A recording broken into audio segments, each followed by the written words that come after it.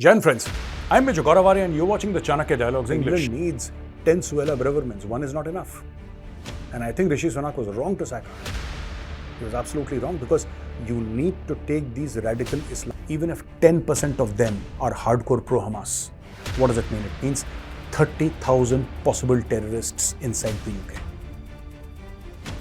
Jan friends, I'm Major Gaurav Arya and you're watching the Chanakya Dialogues English. Like this video, subscribe to our channel and don't forget to press the bell icon. So, Suella Braverman, Home Secretary of the UK, has been sacked. She was sacked yesterday for basically 2-3 things. Number one, she accused the police of having a bias in favor of pro-Palestinian protesters, which I think it may not have been a diplomatic comment to make, but it was a real comment. It was the truth. And there is a reason why the British police is doing it. First of all, I think it has been infiltrated by radical Islamists quite a lot, the UK police. That's number one. Number two, the white people in UK are extremely afraid of being called racists. Okay? You call somebody a racist and he takes a step back. It's like in India, you call somebody communal and suddenly he goes on the defensive. No, I'm not communal. I'm just making a point. It's like that. So you make people uncomfortable with what they think is bad. You keep on throwing it at them. Though they may not be communal or racist, but keep on throwing it so that the mud sticks. This is what the left lobby does. This is what the radical Islamists also do. This is their modus operandi.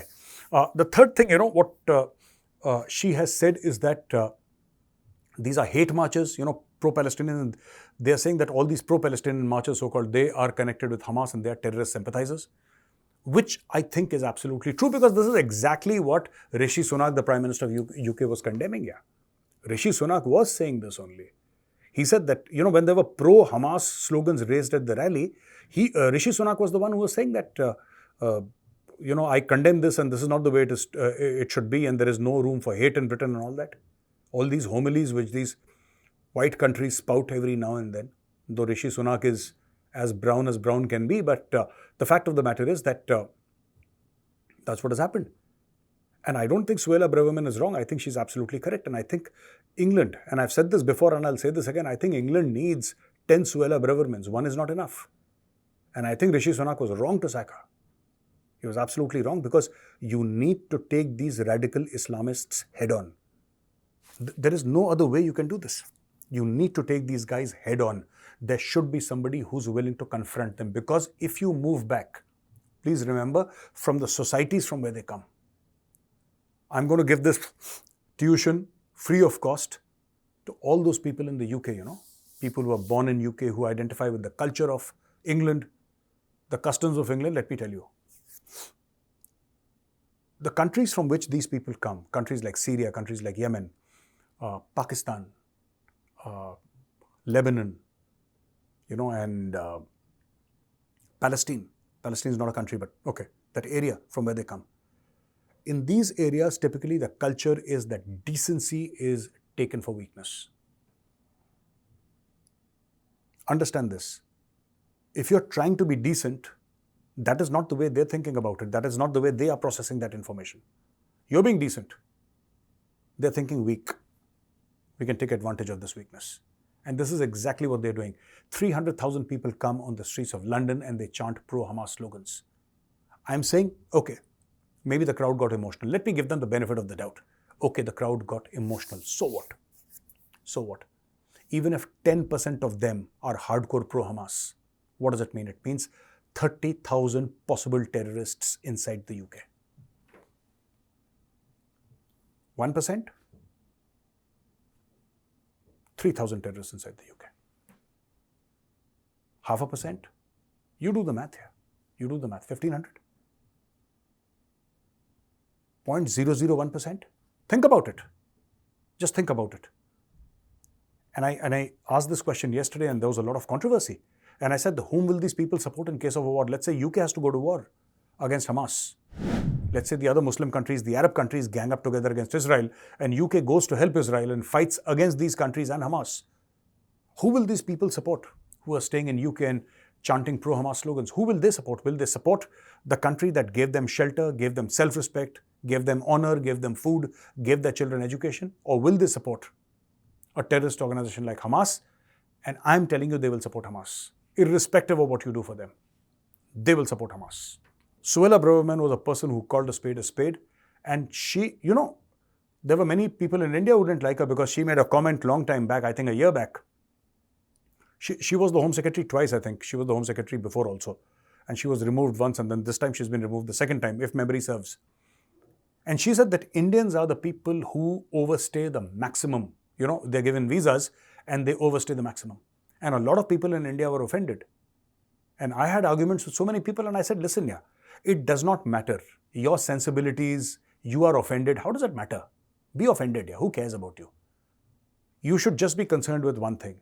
Is Suella Braverman, about this issue of Indians overstaying their visa, is Suella Braverman telling the truth or telling a lie?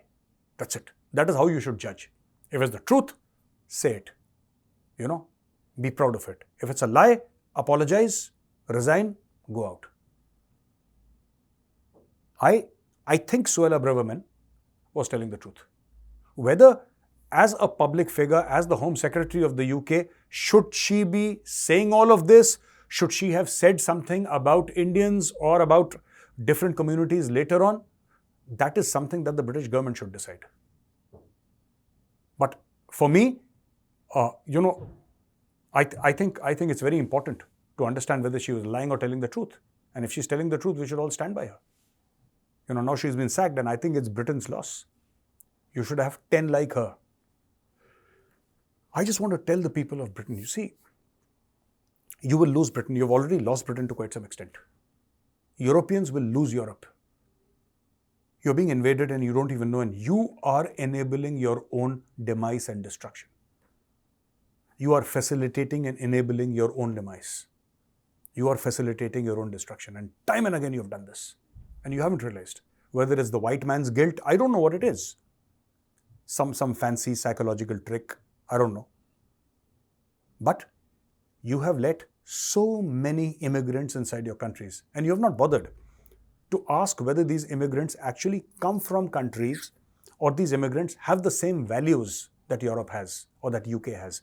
I'll be specific about UK rather than the rest of Europe because we're talking about Suella Braverman, but nobody checks that, okay, do these people have similar values? Are they adding on to the UK?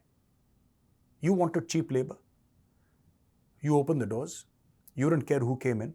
And today you're having a migraine because you feel that too many of them have come in. Why? You see, there is a smart way to manage your economy. Look at the US. Of course, the US has scale, it has money, it has everything. But it's not easy becoming a citizen of the United States of America. I mean, legally. Sure, thousands of people from Mexico cross in every month. That's a separate case. But the fact of the matter is that it's not easy. It's not easy, which is why you will not have such things happening in the US so often. You won't have mass rallies, pro-Palestinian mass rallies in the US. You won't have 300,000 or 500,000 people, randomly roaming around chanting pro-Hamas slogans in the US. It won't happen. Also because everybody's armed I think they're over-armed in America. And nobody wants to fight. Nobody wants a fight with the Americans. It becomes a one-way fight. If you fight with the Americans, it's a one-way fight. Which is why it won't happen here. But in your country, in UK, in the rest of Europe, I think you've lost out. I think you've let too many of them come inside. Okay. And ladies and gentlemen, in Pakistan, 3 killed in another Dera Ismail Khan oil firm attack. So there is apparently some oil firm in Dera Ismail Khan in Khyber Pakhtunkhwa in Pakistan. And one security guard and 2 civilians were killed. The civilians were Mohammad Faisal, 35 years of age, and Asif Kamran, 29 years of age. And the security person was Sipahi Mohammad Shaheen, 33 years of age. And so they were attacked in subdivision Darazinda. Subdivision Darazinda is part of Dera Ismail Khan, Khyber Pakhtunkhwa in Pakistan. And in another incident in Pakistan, 2 soldiers were killed and a terrorist was also killed in the exchange of fire. This also happened in Khyber Pakhtunkhwa, North Waziristan district. During intense fire exchange, this is the news.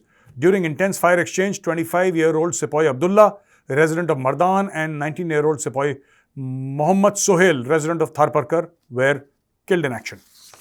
So this is happening in Pakistan. Why is this happening in Pakistan, ladies and gentlemen?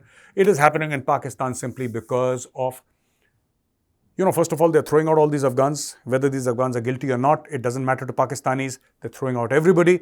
That is point number one. Point number two, the locals resent these Pakistani Punjabis stealing their mineral wealth. Earlier, the Baloch used to resent it. Now, even the Pathans are resenting it. And they are fighting back. So, these are two reasons which come very clearly to the mind. So, ladies and gentlemen, with this, I come to the end of the video. Now, I'll take your question and answers. The first question is Harshal Mehta. Hi, Harshal. Jai Hind.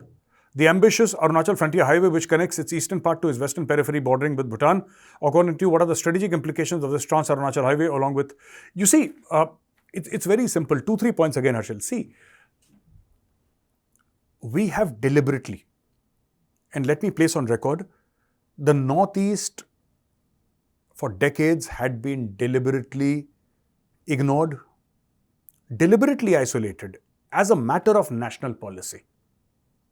So let's understand, it's not that we didn't have the money and so we did not build roads in the Northeast. Our understanding was that if the Chinese attacked and if there were roads, they would come to the plains faster. So let that area be dilapidated, let that area be a complete mess, so that the Chinese, we were creating natural obstacles or artificial obstacles by not having roads and stuff like that. It doesn't work that way. It doesn't work that way. So you're talking about this road about Arunachal, east and west. It's very simple. Forget about the Chinese. It helps tourism. It helps development because all developments happen on sides of roads. As it is, known worldwide, that developments will always happen alongside roads. And the third part is, I think, the movement of the Indian Army from one axis of the state to the other axis of the state. That is extremely important. And I think for our armed forces, for mobilization, I think this is a boon. It's a godsend. All right. Subrata Pal. Major Sahab, Namaskar. This is Subrata from Tripura. Subrata ji, Namaskar. My question is, do you think only educated Muslims can diminish the hatred against Jews?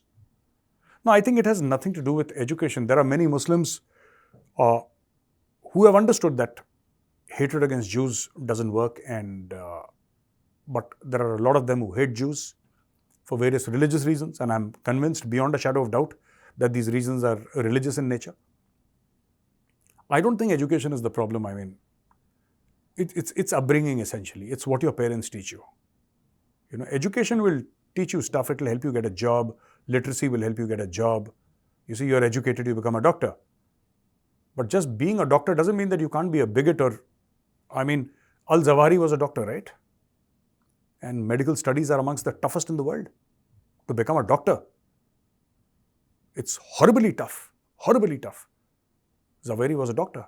Osama bin Laden was an engineer. So, hate does not recognize qualifications. And the third question is, I don't know, Nodo Leza. My question is, do you think UK's leaders have plans of converting UK into an Islamic state, considering the actions of the police and sacking of the Home Secretary who spoke against pro-Hamas? No, I don't think there is any plan. It's just that I think they're clueless. They don't understand the danger that they're faced with. They don't understand because, they don't understand the intent of this pro-Hamas people in the UK or pro-radical Islamist or radical Islamists in the UK. I don't think the government of UK understands what they're dealing with. France has understood now. After facing over a month of violence and burning of thousands of automobiles and hundreds of homes and churches and libraries being gutted, in France, France has understood a very, very bitter lesson. I think France has understood. But I don't think the UK still understands. I don't think Germany understands or Denmark understands what they are faced with. If they keep on letting in people like this, if there is unbridled immigration, you will see the death of the Judeo-Christian civilization. It's going to get wiped out. Ladies and gentlemen, thank you very much for watching this video. If you like this video, press the like button. Subscribe to our channel and don't forget to press the bell icon. Jai Hind, Vande Mataram, Bharat Mata Ki Jai.